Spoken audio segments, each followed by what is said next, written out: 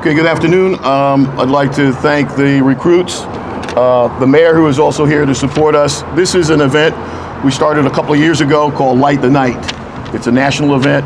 I'd like to introduce the mayor for his remarks, and then I'll talk about the logistics of how it works. Mayor, thank you. Thank you, Chief. It's good to see everyone here. Thank you all to Redente for being here and listening in from afar.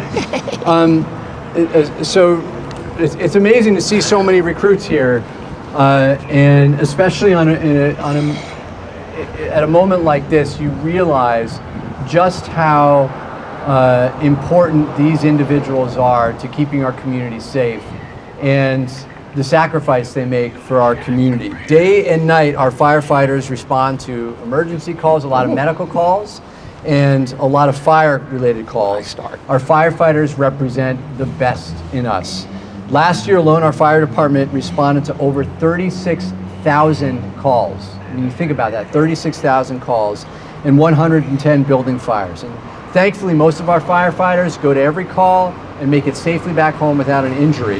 However, their service doesn't come without sacrifice. And tragically, over the years, we have lost 61 firefighters in the history of the New Haven Fire Department.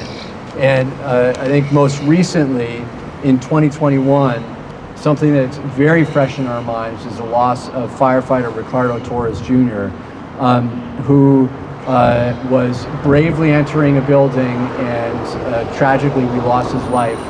And this has impacted our firefighting community and greater community, and still impacts us today. We're continue to keep his wife and widow, Erica, and his two young children, Oliver and Crew, in our hearts, and his other family members and friends as well, and loved ones that he left behind. It has a huge impact on our fire department as well.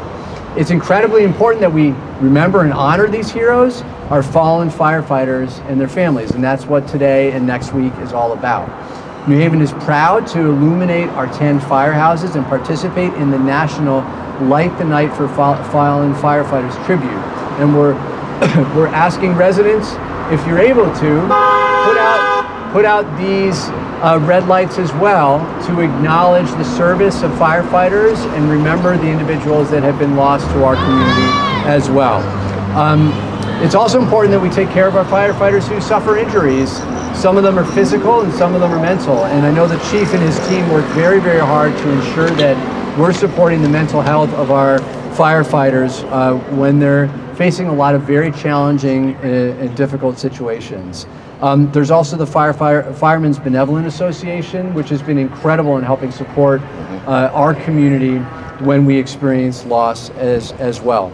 I want to thank every firefighter who voluntarily contributes to the Firemen's Benevolent Association every week with their paycheck, and also members of the public who have generously contributed to the fund as well. Thank you, and I'll turn it back to you, Chief. Thank you, Mayor, and thank you for your kind words. We're going to probably have to pause because they're going out on a call. I know you heard some of the people that are passing by that are blowing their horns. Many are in support, but also we have a very vibrant and vocal community, and we appreciate that. We respond to the calls that the mayor talked about, but not just fires, medical calls. And our members face a lot of different situations and critical incidents, as the mayor alluded to, affect them both physically and mentally. The Light the Night is a campaign. We're going to be passing out a QR code. When you put up those lights, as the mayor demonstrated, I've been through the town all last week and this week. These light bulbs are LED. They're not going to increase your electric bill, and it costs $4 or $5 just to show your support for the firefighters who respond. There'll be a QR code. Once you do that, we're asking you to take a picture of where you put the light and upload it to the national database to show your support for not just the local firefighters, but those across the country. This year, we're honoring 140 firefighters who paid the supreme sacrifice and price last year in just 2024. So behind me are the recruits. One of the traditions in the New Haven Fire Department.